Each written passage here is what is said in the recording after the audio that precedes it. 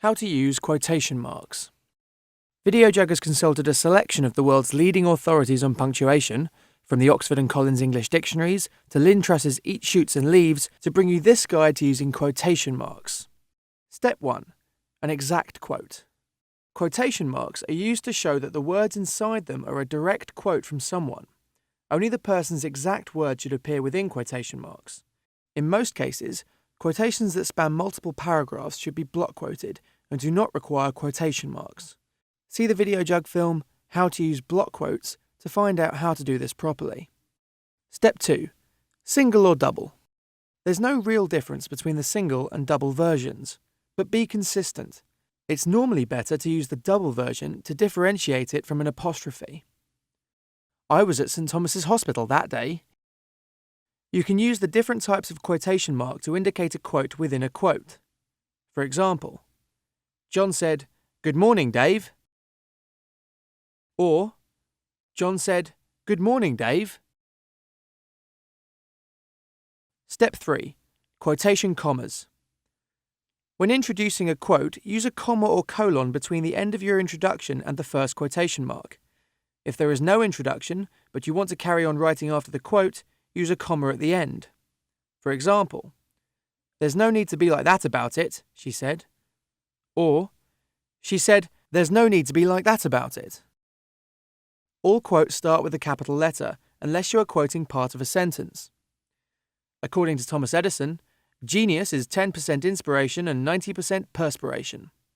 Or, Thomas Edison declared that genius was 10% inspiration and 90% perspiration. Step 4. Interrupting a quote. You can interrupt a quote in 3 ways. Firstly, with bracketing commas.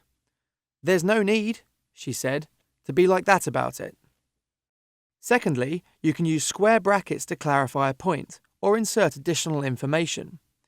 These 2 nations, Russia and America, seem to sway the destinies of half the globe. You can also use square brackets to add words to a quote or to replace words without changing the original meaning of the sentence. For example, "I'm sure it was always like that." Finally, an ellipsis can be used to indicate that some words have been removed. So the quote, "I asked him to bring my shoes from the car, right, and when he turned up, after 3 hours, he'd been at the pub and he was totally drunk, and worst of all, you'll love this, as if he hadn't mucked me around enough, he brought the wrong ones," becomes, "I asked him to bring my shoes from the car, he brought the wrong shoes." Step 5. Ironic quotes. Sometimes quotes can be used to show that the writer is employing irony or questioning someone's version of events. "My brother said he was too busy to help me," but this is not common in formal speech. Step 6. Punctuating quotes. A debate has been raging over whether punctuation marks should be put inside or outside quotation marks.